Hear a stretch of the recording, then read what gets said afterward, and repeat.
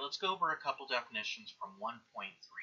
All of these definitions are going to be about sampling techniques. The first thing we're going to look at is a random sample.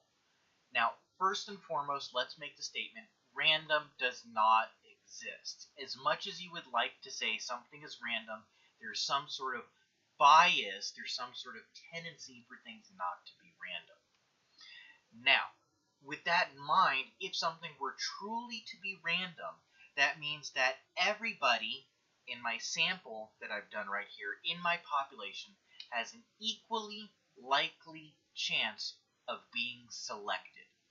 Now, I have a lot of examples of things that aren't equally likely.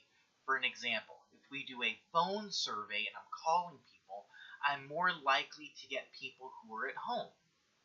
Right? So I'm not going to get working folk, I'm not going to get students, I'm going to get elderly for the most part. So randomly calling phone numbers isn't really random. I have a bias towards a certain type of person within my population, so it's not equally likely. Same thing if I'm at a mall and I'm running surveys, I'm more likely getting people who can go to malls or like to go to malls. So I'm more likely to get a younger or very older crowd. Again, I'm not going to get the working type, although time of day you go to a mall might affect that. Other things that aren't random would be taking a survey on a college campus. Who am I more likely to get at a college campus? College-age students, age 20 to 25. All right, so in order to be random, everything has to be equally likely.